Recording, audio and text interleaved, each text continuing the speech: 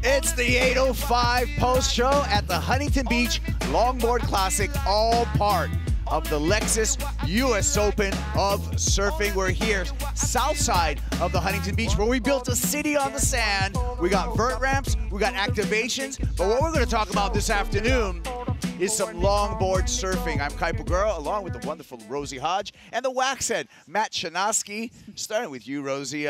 Yesterday, we had longboard competition, was the opening round, no losers, but today had some consequence, the elimination round for both the men and the women. Yeah, and it was interesting watching the matchups. Waxhead, there was some, some real upsets yesterday in the opening round of competition. This was a stacked field of men's and women's competition and, high stakes on the line if they want to make that championship tour, get that world title come the end of the year. Yeah, top seeds. Making it through. We had Kelis Kaleopa'a, and on the men's side, Sallas. A little nerves yesterday, but today looking so strong, dominant, and they're going to be going through to round 3. It's going to be a great show tomorrow. Yeah, well, score 1 for Montauk, New York, because Chase leader, he's on to the round of 16. Chase is right now against the glass with A.J. McCord. Chase still catching his breath from coming into that one. You started that heat about as strong as you could have. Starting with an 8, how much does that set you up for the rest of the heat? Yeah, that just really boosted my confidence.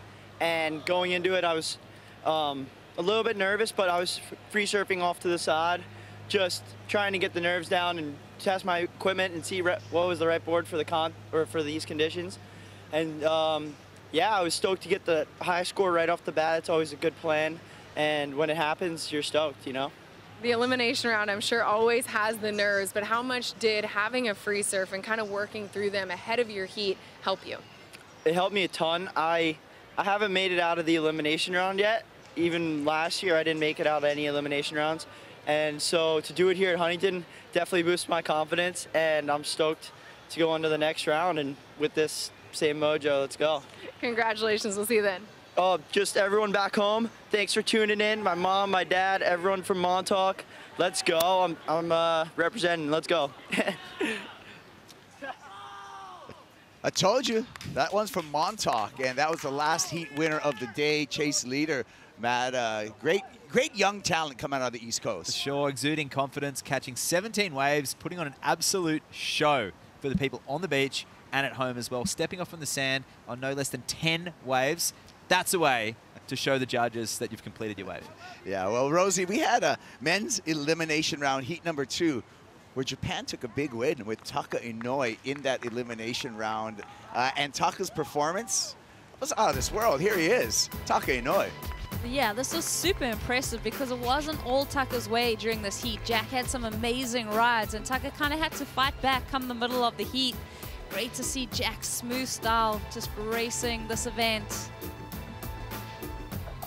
I know, Wax said I was catching up with you, and you mentioned Jack actually missed the Bells Beach event. He had college commitments that he was involved with, so to see him in competition here was great, and unfortunately his run coming to an end here in the elimination round. Yeah. Jack Van Wagner, though, Wax had a bright talent, just 19 years old. He's got a big future in front of him, many more comps. Qualified through the regional qualifiers, and on his lucky board that actually after the Virginia Beach event got demolished by the airlines. It was on a brand new board, but Taka Enoi increasing the flow, really solid on the nose, but just showing from the tail the full rounded surfing that we come to expect from the Japanese surfer. Yeah, that was an 8.4 for Taka. Jack tried to fight back, Matt, but it wasn't enough. Yeah, no, it was a good measured surfing from Jack, but a fall off there and was unable to capitalize on any excellent range scores like Taka. Crowd favorite, Taka Enoi, unique personality, has his mom and his sister here with him in Huntington Beach. And look at the excellent number, Rosie. That's an excellent heat. Anything over 16 points goes in the excellent column. And it was great, I mean, for Taka to get that 8.4 on that last ride, extend his lead over Jack. It was just a really impressive display of surfing, and to see the way that he's evolved from last year's event, where he did well here, to the surfing that he's bringing in this event. Yeah, so that was a standout, one of the standouts in the elimination round for the men. Meanwhile, for the women, Matt, Avalon Gall came up against Liv Stoke. It was a very, very close heat between those two surfers. Yeah, the conditions changing right on this heat, starting off the rights with a few lefts in between. But Liv, she had a great showing last year here in her first time on the world stage, but was unable to beat Avalon Gall, who's on an absolute roll as well. Yeah, this heat was so great to watch because we did have Liv Stoke. She opened up with a 7-point ride and you thought she was going to have it all her own way. And then we saw Avalon kind of move south down the peak and find these left-handers. And she really gathered momentum through this heat as we watch a few of her rides and the way that she started to feel that comfort and that confidence moving through this round. Yeah, elegant footwork and of course just the poise, the way that she keeps her hands nice and stylish. The judges appreciating all of those elements, and style, flow and grace, the three pillars of the criteria. Yeah, that was a great display by both of those surfers. Unfortunately, someone's got to lose, and that was Liv Stoke, so we'll see her at the next stop. Avalon Gall on to the round of 16 for the women as we take a look at the numbers between the two, and Avalon Gall with over a 2-point lead in that heat. Yeah, just amazing to see Avalon's evolution again from last year to this year, the way that she's surfing and putting heats together. Liv, such a strong contender too. I know that she spent some time here in the commentary booth. She's also tried her hand at judging, so she's really a well-rounded individual in the contest zone. Yeah, that was a great heat and one of our highlights of the heat of the day. But here in the 805 post show, we look at our one wave of the day. Stick it in the microwave, Waxhead, and heat it up. The Nissan Cup Noodle wave of the day goes to none other than our reigning world champ, Sallas. Yeah, and a self-designed, self-shaped surfboard as well, making it even more special. Carrying nerves through the round one, and he had to get out of this heat to move into round 3, and he did such a good job. Technical nose riding, but his ability to utilize the rail and fit that 9'6" board in the critical part of the wave, incredibly difficult to do on the pier bowl right. Just power, control, footwork, all coming together for Sallas. So, really unusual to have Kai in that elimination round, but he just went through that no problem for the Nissan Cup Noodle wave of the day. Time for us to check in with our forecasters, Rosie, as we look at our surf line forecast. And what are they saying? Hey, we know there's no waiting period. We know we're going to run it every day, but what's it going to look like? Well, there's a lot of action down south. Yeah, and it's looking great for the whole week of competition, which is so awesome just to see those little purple blobs making their way and the green blobs. But it is, you've got that tropical surf from Carolata making its way, so you're going to have that low pressure, and then you're also going to have that comboed up swell. So it's looking great for this week to have that size, the 3 to 4 foot. As we have a look at that, well, 3 to 4 foot, 2 to 4 feet, but for the most part, we know Huntington, it's going to have lefts, it's going to have rights, it's going to be a bit offshore in the morning, and it's probably going to go a little bit onshore in the afternoon. But we do know for the Challenger Series, there's going to be waves later in the week too. Yeah, it's going to be interesting as we look towards the Challenger Series and this weekend. We see the combo swells, but as we get further along in the forecast with the development of that tropical system in the southeast swells, that's where things are going to change up over here. It's going to be mostly lefts, and there's going to be a big sweep here at Huntington Beach. So lots to look forward to. One thing you can guarantee is that we will be running every single day.